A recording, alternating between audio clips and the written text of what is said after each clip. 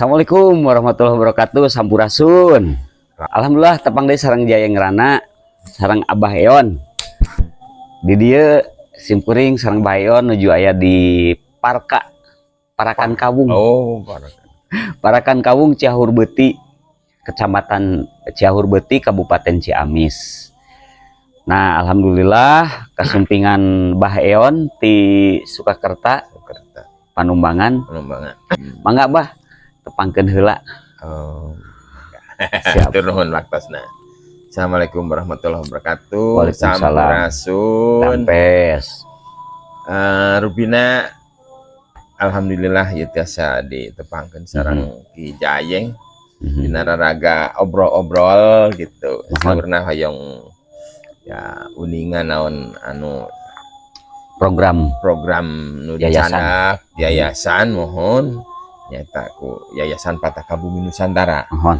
Yayasan Pataka Bumi Nusantara saresna ya ieu keberkatan dari kepedulian terhadap lingkungan gitu kan. Ya termasuk juga pemberdayaan masyarakat petani utamanya gitu kan. Petani ya penyadap khususnya gue. Oh, penyadap. Penyadap. Jadi di bidang nira ya. Iya, pohon nira. pokoknya penginten aren dengan Aren. segala produk dan Kawung lah, kawung. turunannya gitu kan. Nah, kawung gitu kan. Upami di urang mah kawung Iya. gitu maksudnya. Iya, maksudnya taya kajabi misina kanggo pemberdayaan lingkungan di mana permasalahan lingkungan selama ieu teu acan terpecahkan gitu kan. Margi ya tidak terstruktur, oke tidak mungkin pemilihan yang tidak tepat gitu kan, tidak terencana dengan baik gitu kan. Terus ayeuna permasalahan petani bagaimana meningkatkan ya pendapatan Ekonomi. petani, kesejahteraan petani khususnya di penyadap kan. Itu masih konvensional gitu. Ya, ya. Mawi ya bagaimana jalan keluarnya gitu. Mungkin ini akan jadi aduh ya punten ku bahasana campurnya Indonesia sareng iya, Sunda. Ya, ada mohon orang Sunda, kemudian bahasa Indonesia ada orang Indonesia. Nah, Jangan kebah abdi nguping abah teh nuju aya program kanggo penanaman aren kawung ya. terus. Nah, ini untuk seluruh Indonesia atau ya kita juga sudah dengar infonya bahwa Pak Presiden juga punya program yang sama ya. Dan kebetulan Abah ini udah beberapa tahun yang lalu, 3 sampai 3 tahun yang lalu ya, Bah ya, bergerak di bidang ini. Betul. Nah, jadi kebetulan Presiden kita Pak Prabowo Subianto juga punya program yang sama. Jadi ada sinkronisasi ya dengan program pemerintah antara Yayasan Pataka Bumi Nusantara ini programnya. Nah, ini terlepas dari program pemerintah ya. Ini mungkin ini punya program sendiri karena memang lebih awal juga punya pemikiran seperti itu seperti yang barusan Abah sampaikan untuk pemberdayaan ekonomi masyarakat, untuk pemberdayaan lingkungan supaya lebih ini. Nah, ini ide ini dari mana Bah bisa dapat ide ini awalnya dan bisa apa menyemai benih biasanya kan oleh musang ya, oleh binatang jadi sajadina mencik bahasa Sunda mah. Nah, ini mah ku Abah disemai dan teman-teman Abah dan tim Abah ya. Gimana tuh Bah? Ya memang awalnya kita bergerak di komunitas lingkungan, terutama ya permasalahan ya konservasi dan Konservasi, air. betul, gitu. air. Ya pertama kita di Gunung Sawal. Jadi kita mungkin berpikir bagaimana Gunung Sawal bisa dijauhkan, ya salah satunya dengan aren dan juga tanaman-tanaman lain yang mengandung air itu. Yang bisa menyimpan air dan airnya bisa manfaat untuk masyarakat. Nah itu, nah kemudian ya setelah itu berjalan lama kita juga bisa menyemai ya, itu ya kawan-kawan kita juga menyemai gitu kan. Nah itu pernah di Ciamis, di Sukamulya di sana ya. Di Jalan Terang, ya itu ya penyemaian mungkin sampai ada 50.000 lah mungkin. Udah 50.000 pohon disebar kemana-mana ya. Oh udah disebar ke ya udah 3 tahun lalu ya. Iya yang ke Pamerican, yang ke itu mana itu kampung adat itu ya. Kampung adat, kampung Naga. Kampung adat di Rancah. Oh di Rancah, oh Kuta. Ya. Kuta. kemudian ya kebanyakan gunung sawah, kemudian juga di Galunggung gitu. Iya. Itu diantaranya. Oke, alhamdulillah ya, berarti udah begitu menyebar ya, udah banyak menyebar. Nah mungkin ini para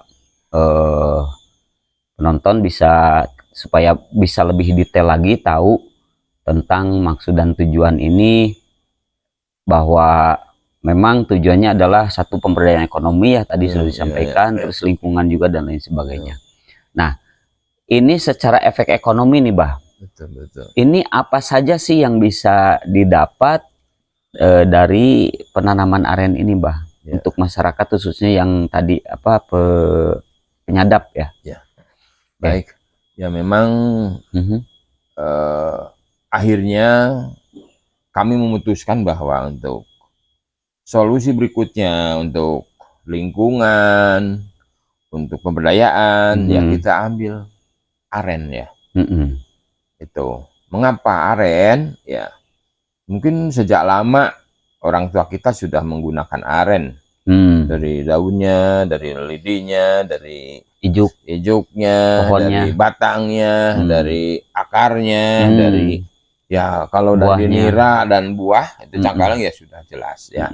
Nah itu mungkin, nah ini kita berpikir bahwa ini sepertinya merupakan peluang untuk bisa dikembangkan dan dijadikan sarana, atau ya untuk sarana atau ke untuk meningkatkan kualitas para petani, kualitas para petani atau ekonomi masyarakat, ekonomi para petani khususnya gitu kan. Ya makanya dengan ini ya kami ya berpikir bahwa saatnya jadi para penyadap itu bukan hanya sebagai penyadap, jadi nanti harus ya mereka ya mindsetnya menjadi petani. Jadi mumpung masih berjalan, masih bisa menikmati itu penyadap hasil dari aren, ya kita juga mengajak mereka untuk bagaimana menanam, gitu kan? Pohon. Walaupun ya permasalahan mereka ya pemahaman mereka itu kebanyakan ya dari caruh gitu kan. Nah ini saya ini kan barangkali saya robah pola pikir itu dengan menunjukkan bukti bahwa ini bisa disemai, gitu kan? Dan bisa ditanam seperti pohon-pohon lain, dibudidayakan lah ya. Apalagi ya kita juga udah yang pernah di Garut juga di itu katanya udah gede lah. Nah tapi gini Bah, untuk masalah sumber daya manusianya, apakah masih ada yang mau menyadap aren, atau ada cara seperti apa pengelolaannya atau bagaimana? Karena terus terang aren ini dari mulai tanam itu kan lama Bah. Betul. Ya. Berarti kan menghasilkannya itu mungkin berapa lama tuh dari mulai tanam Bah? Ya itu memang permasalahan seperti itu. Tapi permasalahan itu ya belum coba dipecahkan atau belum coba dianalisa. Itu ternyata keterbatasan ya para penyadap generasi penerus utamanya ini karena kelangkaan daripada aren itu sendiri. Kemudian pola budidaya belum ada ya, pola panen yang memang belum menarik para petani muda atau orang-orang muda. Ini sebenarnya kalau dilihat secara ekonomi itu para penyadap itu paling nyadapnya 2-3 pohon petani itu bisa hidup. Sebab dari satu pohon itu minimal 10 liter per pohon ya, 10 liter kan ada 4 pohon ya. Kalau 10 ada 40 liter. 40 liter. Oh, satu pohon tuh 10 liter. 10 liter lah. Itu ada sampai 20 sehari itu. Iya. Sehari ada sampai 20, ada 30 gitu kan. Gitu. Jadi variatif ya. Tergantung kesuburan gitu kan. Nah, ini kalau kita ambil rata-rata 10 liter aja ya per pohon. Itu per orang. Ya per orang kalau nyadap 4 pohon itu ya. Itu kan sudah dapat ya katakan 4 kilo lah. 4 kilo gula 4 kilo lebih lah. 4 kilo 5 kilo. Ya 5 kilo. Jadi kalau harga 30.000 1 kilo misalkan. Oh, kalau 30.000 ya kali 4 ya udah 120.000 ya. Kalau dikalikan 20 aja ya udah 80 Tapi kan tiap hari. Tiap hari. Tiap hari, ya. Ya udah cukup lah ya, 120.000 untuk makan. petani atau penyadap yang masih rutin menjalankan itu. Tapi itu pun sebenarnya yaitu memerlukan perhatian dari para para pemerhati kawung dan juga ya mungkin yang peduli dengan petani. Sebab itu sebuah potensi, petani juga sebagai potensi sumber daya manusia yang bisa mengembangkan itu, kemudian aren juga sebagai potensi untuk ekonomi. Betul. Jadi memang aren ini potensinya sangat banyak juga ya, memang kurang banyak yang tahu. Yang kita tahu yang nanam adalah care. Terus yang nyadap, yang punya keahlian nyadap juga jarang ya. Jarang. Apalagi anak-anak muda ya. Betul. Berarti ini harus dengan pembinaan kalau dengan yayasan ini. Betul sekali ya. Ya makanya yayasan mengambil langkah ini, yaitu bagaimana caranya ada regenerasi untuk nyadap. Solusinya tidak ada lain bahwa ini perlu ada penataan ulang tentang budidaya aren atau ya budidaya belum ada ya. Jadi perlu ada program budidaya maksudnya. Untuk modalnya dari mana nih, Bah? Nah, begini, sebenarnya kalau berbicara aren, itu banyak tumbuh-tumbuh yang sudah jadi. Jadi andai kata mindset penyadap kita arahkan ke bertani atau menanam, ini kita akan mengarahkan mereka ini bagaimana mengenyambah, bagaimana menyemai, gitu, bagaimana menanam atau budidaya. Itu saja sebenarnya ilmunya sudah ada sebenarnya. Sebab petani ini ada yang sudah melakukan sendiri. Ya terutama yang banyak yang tumbuh-tumbuh. Jadi di hutan itu bahkan dibabat ya. Mestinya yang bukannya dipindahin ya. Nah, dipindahin. Cuma cara perlakuan mindahkannya aja yang belum tahu. Nah, jadi, itu kalau mindahkan asal mindahkan itu memang mati dia. Jadi mati. Jadi nanti kalau mindahkan itu perlu ada pelindungan dulu. Dilindungi dulu ya. Jadi, pokoknya semuanya ada harus ilmunya. Masuk dulu ke Pakom gitu ya. Ke tempat inilah. Jadi agak sedikit harus berusaha lah ya. Itu ada perlakuan itu disungkup sehingga sampai itu bisa. Jadi ketika dipindahkan itu nggak mati bisa tumbuh kembali atau bisa lilir heula gitu kan. Bisa lilir itu setelah dikasih wadah di polybag atau apalah gitu kan. Nanti udah itu sudah tumbuh akar, ya baru nanti kita keluar dari kukumbung itu dari itu pengamanan itu. Berarti secara nilai ekonomis sangat luar biasa ya, dari pucuk sampai akar. Semuanya bermanfaat untuk manusia ya. Nah, ini berapa lama, Bah, dari mulai sejak tanam sampai untuk aren yang ada sampai bisa menghasilkan daerah-daerah baik di Gunung Sawal atau di Gunung Galunggung atau Cakrabuana. Ini memang bervariasi tergantung daripada letak ketinggian, pencahayaan dan ketinggian ya. Andai kata untuk daerah-daerah yang yang berbentuk miring gitu kan, dan pencahayaan dari mana itu biasanya itu tinggi. Kemudian juga kalau ditanam berbarengan dengan pohon-pohon lain juga berlomba tinggi ya. Tapi kalau di area yang terbuka itu pendek gitu. Enggak, maksudnya semenjak kita tanam, misalkan kita nanam nih, kita pindahin nih, atau kita mindahin benih yang sudah ada di hutan nih, dipindahin dan dia hidup. Nah, dari mulai kita pindahin atau mulai kita tanam itu berapa lama sampai bisa menghasilkan rupiah gitu loh? Begini, itu tadi sesuai dengan ketinggian tadi ya. Itu untuk tanaman yang memang terbuka itu satu tumbuhnya bagus, kemudian juga intinya sebenarnya dimanapun bagus ya. Tapi tentang kecepatan untuk mulai mengeluarkan rata-rata berapa lama tuh sampai bisa menghasilkan uang lah intinya. Ya, baik, itu kalau kita ambil rata-rata antara 10 dan 5-6 tahun. 5-6 tahun udah itu bisa. 5-6 apanya tahun tuh? Apakah lidinya, apakah ijuknya, atau apanya dulu nih? Maksudnya yang gini, untuk daerah seperti yang saya ini diamati di Galunggung, kemudian juga di Sumedang, di Wadok gitu kan, gitu, kemudian juga di daerah Cakrabuana gitu kan. sama. Jadi bagian di tebing-tebing itu ya satu usianya lama, ya 10 tahun minimal, bahkan ada yang 15 tahun baru bisa itu produktif. Istilahnya nanam udah biarin aja gitu. Ya itu kan ceblur lah kalau bahasa Sundanya. Itu pun sebenarnya karena ceblur. Jadi yang tapi kalau di manusia, kalau di ini diurus kayak tanaman lain, itulah yang belum ada. Jadi belum ada perlakuan khusus. Sehingga ini belum mungkin bisa cepat ya, bisa 5 tahun udah bisa panen. Justru itu sebenarnya, makanya solusi untuk membudidayakan ini untuk ya membudidayaan aren untuk memecahkan permasalahan lingkungan gitu, konservasi, kemudian pemberdayaan atau ekonomi dan sebagainya. Ini ya aren itu dibudidayakan dengan pola tanam yang disesuaikan, yang tepat lah gitu kan. Itu. Baik, itu dari sisi ini ya, berarti mungkin sekitar 5 sampai 10 tahun lah ya, itu baru bisa menghasilkan uang. Dan sebelum itu bisa ditanamin palawija ya. Nah, kebetulan kan pola tanam itu sebagai kunci. Jadi pertama, pola tanam itu memperhitungkan bagaimana pola panen. Makanya ya kita memberikan pola tanam dengan jarak 3 meter ke 10.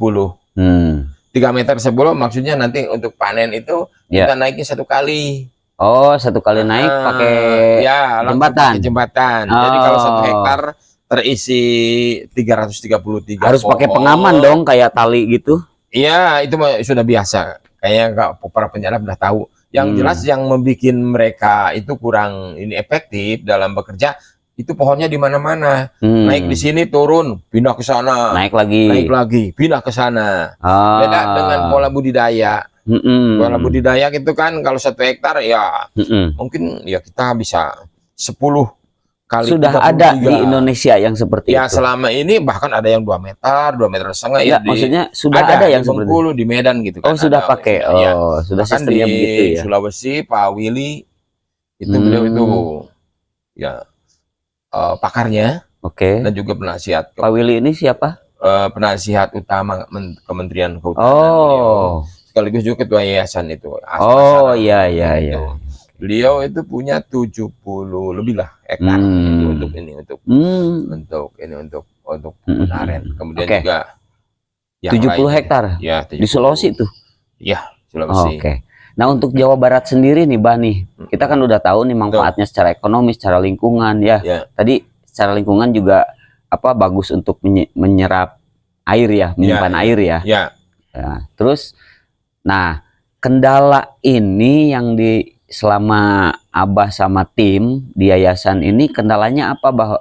Ada kendala nggak? Ya, banyak. Memasyarakatkan ini. Banyak sekali kendala. Apa aja? Memang pertama ya mindset daripada petani penyadap gitu kan. Jadi mereka tetap masih mempercayai, meyakini bahwa itu oleh musang. Kalau ditanam sendiri itu mereka belum paham hasilnya. Jadi anggapnya wah katanya kurang bagus. Gitu. Kurang bagus tuh hasilnya. Ya, hasilnya kurang bagus, legennya kurang bagus. Legennya gitu kan, kayak gitu. Tapi setelah saya perlihatkan pola tanam dan pola panen yang ada di teman-teman yang ada di luar Jawa, ya itu baru tahu gitu. Lihat tubuhnya aja mereka udah tertarik.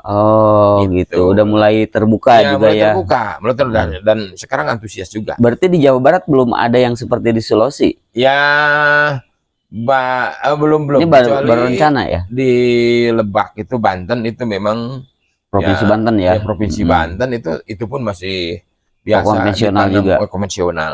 Kalau jadi di sini, artinya belum ada yang ditanam jarak 3 meter, 3 meter, 10 meter. Ya. Terus pakai apa namanya, jembatan ya? Skywalk ya?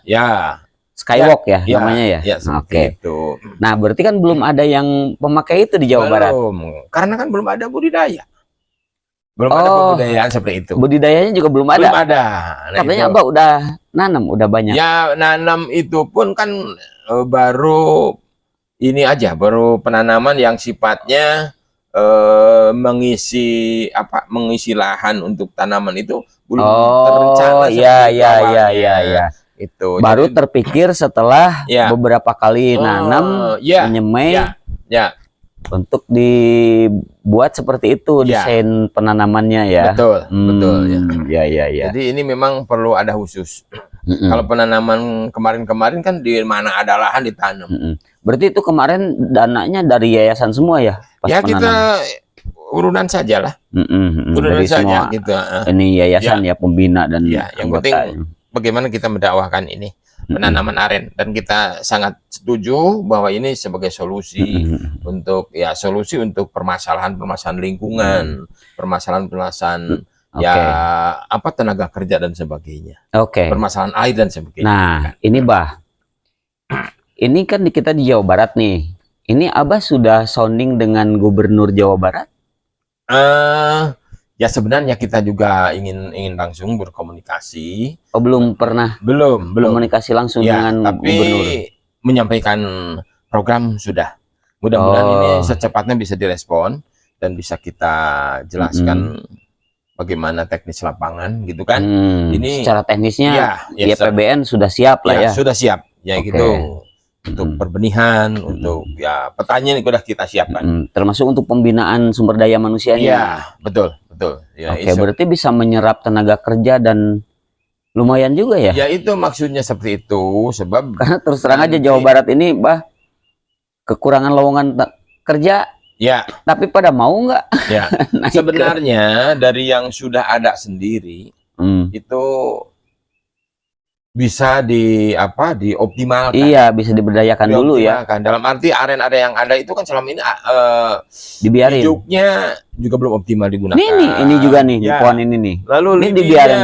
Belum pernah dioptimalkan. Ya, ini kan dibiarkan nih, atau memang belum waktunya disadap atau nggak tahu. Di bawah juga ada lidinya dan ijuknya itu kan sudah bisa. Oh iya, udah bisa dijual. Iya, ini andai kata 1 hektar aja ya.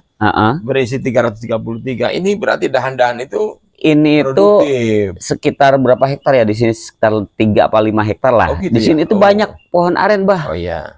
Belum lagi sebelah sana. Belum ada yang ini ada. Kang Ahmad. Ada ya. Kang Ahmad ada. Dia suka nyadap. Saya pernah beli ininya, gulanya. 30.000 1 kilo. Oh iya, betul. Dari Bang Ahmad. Pak Ahmad namanya. Nah, dia katanya penghasilannya betul kata Abah 100 lebih lah sehari dia. Jadi dia sore nyadap, pagi-pagi ini gitu. Itu ya. Itu kan kalau memang betul-betul dioptimalkan. Itu lewat budidaya nanam dia. Bukan itu penghasilan yang luar biasa. Iya, dia nggak nanam aja. Penghasilannya lumayan ya. Nggak ngurus lagi. Nggak ngurus. Gitu. Jadi aren itu kalau diurus jelas lebih cepat. Betul, Bah. Kemudian juga kalau pola tanam yang dioptimalkan kan berarti lebih berarti ini benar harus ada campur tangan pemerintah. Ya, itu salah satunya. Karena sebab aren itu pertama fungsi lingkungannya itu untuk konservasi atau pengusaha juga pengusaha ya kalau memang mau mencoba. Kayaknya belum ada deh yang kayak Pak siapa tadi, Pak Willy ya. Belum itu kebetulan. Nah, ini kebetulan kan beliau juga dalam skala nasional untuk melanjutkan program yang Pak Presiden ini. Jadi untuk penanaman aren 2 juta hektar. 2 juta hektar se-Indonesia. Wow. Nah, itu berarti mulai dilirik ya. Berarti pemerintah udah mulai ngelirik. Sudah. Cuma ini masyarakat. Dari kapan tuh? Ya mungkin beberapa bulan lalu kita juga pertemuan dengan Pertamina, itu untuk menjadikan ini sebagai etanol untuk bensin. Jadi untuk bahan bakar terbarukan. Nah, itu aren tuh bisa jadi etanol ternyata. Ini rencananya itu di Karaha. Jadi menggunakan panas geotermal Kabupaten Tasik. Itu pabrik rencana di sana gitu kan. Ya makanya saya mengoptimalkan juga di daerah Gunung Sawah di pokoknya yang sekitar sini ya, yang dekat ke Kadipaten. Yaitu kita optimalkan. Jadi rencananya Abah mau bikin pabrik etanol dari aren yang nanti dikumpulkan dari maksudnya itu Pertamina. Pertamina bukan yayasan ya. Bukan. Pertamina maksudnya itu dalam skala nasional untuk apa namanya ya renewable energy. Jadi berarti energi benar-benar udah dilirik ya. terbarukan gitu kan. Oke. Nah, udah beberapa kali pertemuan. Pertama saya bawa juga ke ini ke Pasir Heulang itu. Pasir Heulang di mana? Biasa perlihatkan beliau itu yang Direktur Pusat Pertamina sama Pak Willy. Ya sebagai apa penasihat utama menteri juga hadir ke sana. Jadi melihat ninjau ke lapangan, meninjau ke lapangan. Ya, penyemaian ya, yang bukan dilakukan. penyemaian, itu penanaman. Ya, tanaman aren yang sudah tanaman aren yang sudah alami yang ada. Sentra aren. Berarti sentra meninjau aren. Sumber daya aren yang sudah ada sumber daya aren dan sumber daya penyadapnya. Penyadapnya. Jadi maksudnya ya tiap daerah juga ya pasti ada. Itu bisa ditingkatkan. Cuman belum dayanya bisa upgrade lah ya. Kemudian juga tanaman arennya bisa ditingkatkan ya lewat budidaya itu. Siap. Ya kan?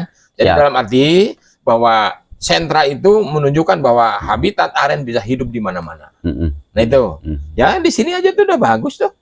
Coba. Ini iya udah berapa tahun tuh tapi nggak ada yang nyadap ini. Ya belum keluar itunya.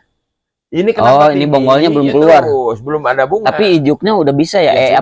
Ijuknya dari bawah udah. Lidinya ya? Ya lidinya kan dari bawah sudah bisa. Lidinya itu ya 3-4 tahun sudah mulai bisa diproduksi. Sana bawah ada, situ ada tuh. Sono ada banyak, ada beberapa pohon. Nah itu, ini memang peluang yang bagus untuk para petani, petani aren, penyadap. Sebab ini memang tidak bisa dimodernisasi secara ini, secara belum lah. Ya.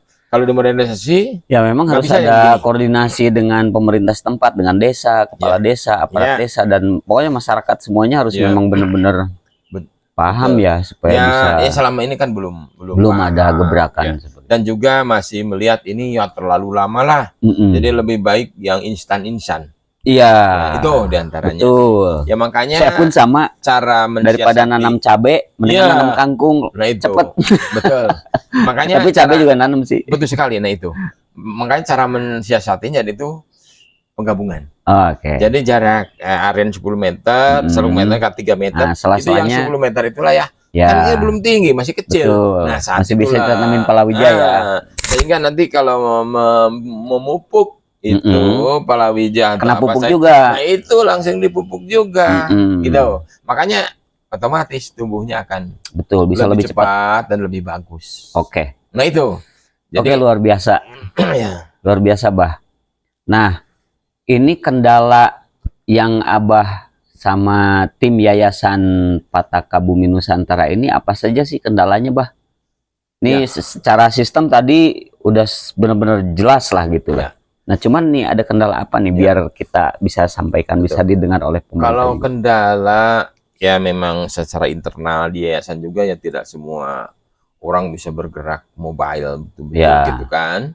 Untuk menyampaikan tentang aren ya. Abah ini memang paling aktif kayak. Ya ini mungkin ya ketua harian lah. Berbagai ini ya keterbatasan macam-macam ya. Nah ini.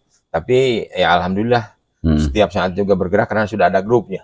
Jadi nanti setiap ini komunikasi lewat grup ya, baik ini sejauh barat pasti ada kontribusinya lah mereka semua ya. Itu satu jadi, masalahnya. Itu saja ya. Kemudian juga ya permasalahan lain ya itu mengedukasi para penyadap. Ya gitu kan. Kan kalau mengedukasi itu misalkan bikin pelatihan. Ya. Kalau bisa kan dari pemerintah ada sertifikat. Perlu nggak? Kalau itu yang lebih bagus, itu berarti sudah melangkah jauh. Iya. Sekarang mengedukasi bahwa selama ini sambil menyadap, sambil menghasilkan. Penyadap bersertifikat. Ya, bagaimana pertama melindungi aren yang ada. Iya. Nah, gitu kan? Siapa tahu bisa. Bagaimana ngurus yang ada, gitu kan? Kemudian juga setelah itu bagaimana mengadakan. Itu bagaimana mengadakan. Kemudian bagaimana pola budidaya. Gitu yang artinya mereka jadi pelopor di daerahnya. Nah itu. Nah, Bah, untuk itu kendala-kendala yang sudah Abah rasakan ya, yang memang ada lagi yang lain? Ya, kendalanya ya terutama di finansial. Nah, ini saatnya kan. Itu mah udah kita bikin persemaian itu kan baru berupa apa namanya?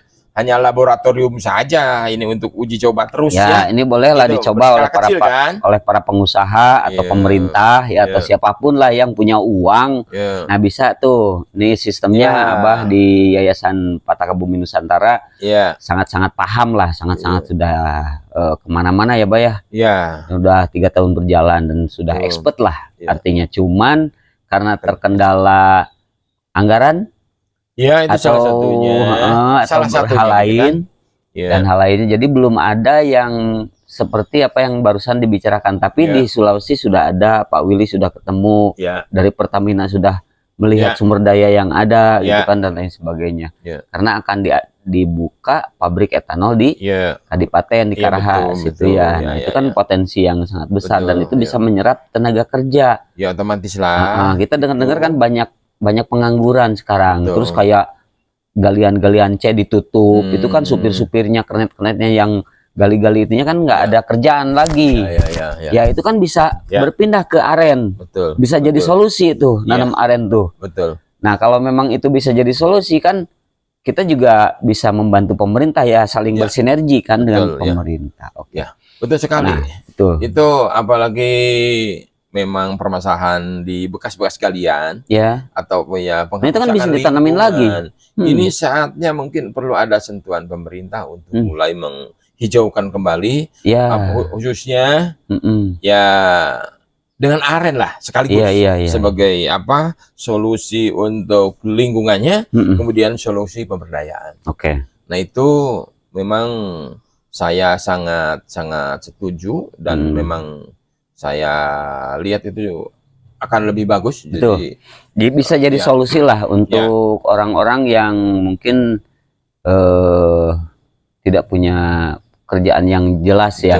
Itu kan kalau memang ada anggaran dari pemerintah, kita kan bisa nanam, bisa nyemai, itu kan udah ada anggaran yang bisa dikelola ya, untuk bisa dimanfaatkan oleh masyarakat dan hasilnya ada gitu.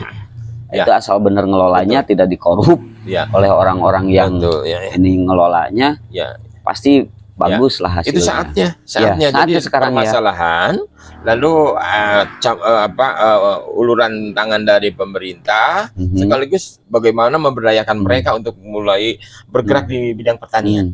Itu memelihara lingkungan, bergerak juga di bidang pertanian. Ini apalagi yang sekarang ya isunya ketahanan pangan. Ya ini kan bisa terlibat secara langsung mereka gitu kan, kolaborasi dengan pemerintah gitu kan.